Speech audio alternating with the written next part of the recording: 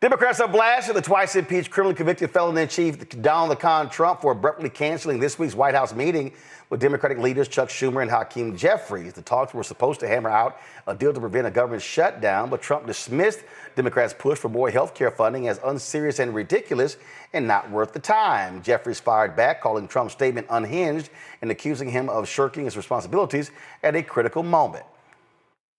The statement that Donald Trump issued today was unhinged.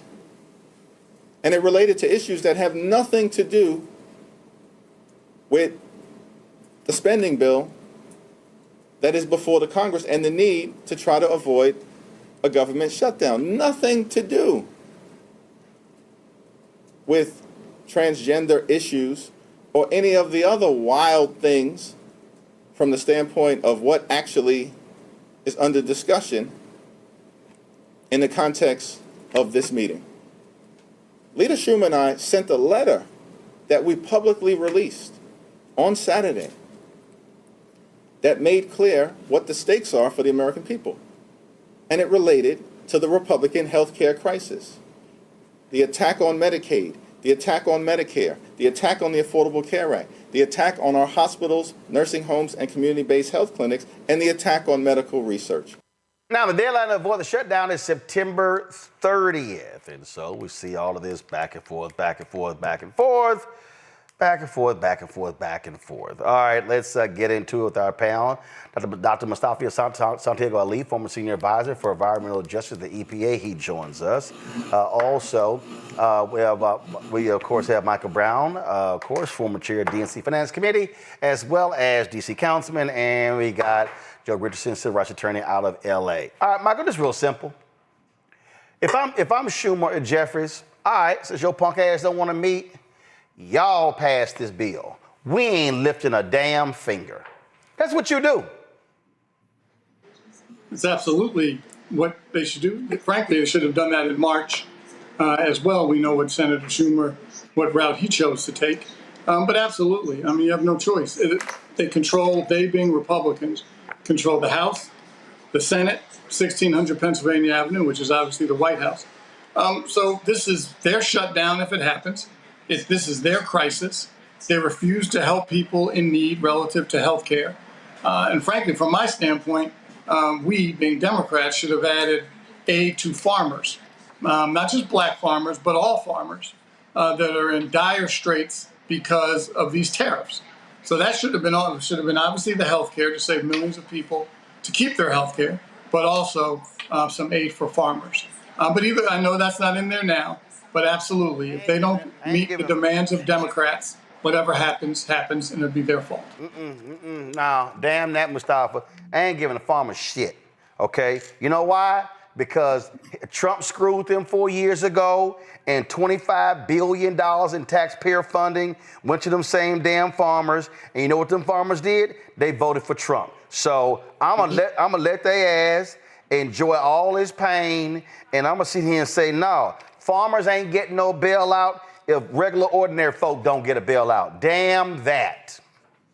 Well, that's facts right there. That should actually be on a T-shirt because folks really need to take that to heart.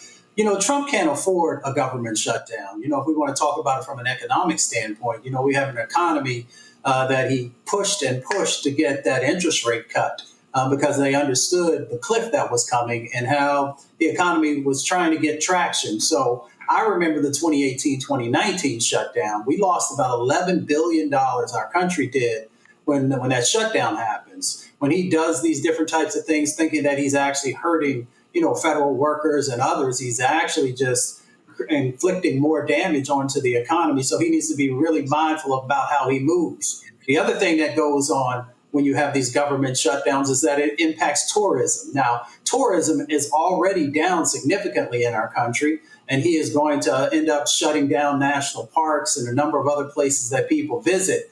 He's also going to impact contractors because when you impact federal workers, you are also impacting what happens in the federal contracting space, both the general contractors and the subcontractors. So what he is really doing is creating an additional tax on the American people. Folks should be speaking out, and they should be making sure that he understands what's going on. So the Democrats actually have a card to play here by allowing them to have to carry this load themselves. So we'll see how it all plays out. Joe, I ain't lifting a finger. My deal is, since y'all want to sit here and screw us and don't do, hey, don't, my name Bennett ain't in it. It's all on y'all. Yeah, and they've got three branches, so let them do it. To the point that's been made, hell, they probably should have did this 6 months ago, tell you the truth. Finally, Democrats stand up, fight for something. Make them do it. If they don't want a deal, then let them make magic and do it themselves. And I think that even on a Democrat's worst day, I would like to think that they don't get the blame for this thing if it just has to shut down.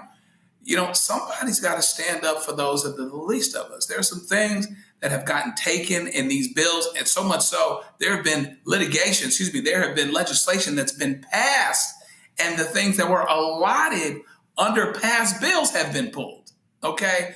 And so basically, really, I think that the Democrats are in the driver's seat in that they can say, listen, you guys have all chambers of Congress. You guys do what you need to do to get this thing passed. If you're not dealing with us at all, then you deal with it. And they be the ones that are seen as taking a stand for those that are the least of us. And then just go from there. But it's frankly about time that they got an opportunity to really stand 10 toes down. So it looks like they're really standing for something, really looks like they're standing for those that are the least of us. And if the government needs to shut down in the meantime, I don't want to minimize that because we all know that that's a big and drastic thing. But if this is where we are, then this is where we are. The worst thing that they could do is act like we're not at this place. If we are at this place, then you let them do it, let them take ownership of it, and let them take blame for it. Yeah, I just don't believe in playing nice. I just don't believe in playing nice. And right now, Michael, the problem is these Dems ain't got no guts. They ain't got no gusto. They ain't got no fight. People think that Schumer and Jeffries are weak as hell when they talk about approval ratings, and they're very low among national Dems. These really are the two they talking about. You're absolutely correct, and we've been. Every time we're on the show, we talk about this, and we'll see what happens when the vote comes in the next couple of days, and if folks stand up, then maybe we'll have a different opinion next time we're on. That they stood up. Obviously, the concern that some have raised is that shutdowns are easy to execute, but they're very difficult to climb out of because they're going to have the same kind of discussion or negotiation to get out of the shutdown. So that's the challenge. Anytime there's a shutdown, I'm pleased this will be a Republican shutdown or the Trump shutdown. But nonetheless, people will be hurt during a shutdown and then having to sit down again with Mr. Orange and figure out how to get a deal with him. Because if he tells Speaker Johnson not to meet, if he tells Senator Thorne not to meet and not to negotiate, then we're going to be in this quandary for quite some time. If cooler heads prevail, they would help the folks who are about to lose their health care. They could come to a deal, do maybe a 7-week extension, and start and just come back. Keep in mind, these CRs are continuing to happen because folks cannot sit down, negotiate, and compromise. So these continuing resolutions are going to continue to happen until the Republicans, frankly, learn that Washington is built and designed to work together and compromise. The president tells them not to work and compromise. This is where we are. Well, I just, when you're dealing with evil people, Mustafa, at some point you got to have some fight in you to say, all right, you don't want to meet? Fine. We're not going to meet. Tell your caucus, no, nobody moves. Nobody does nothing. Nothing. Yeah, I mean, Trump is flexing, right? He figures that he can continue to do what he's always done, which is bully folks. I mean, he loses nothing by sitting down and having a conversation with those two members about healthcare. He can still continue to do whatever he wants to do, but it just shows that he has no real political acumen. He has no idea about how to actually, move the needle on very serious issues that are happening.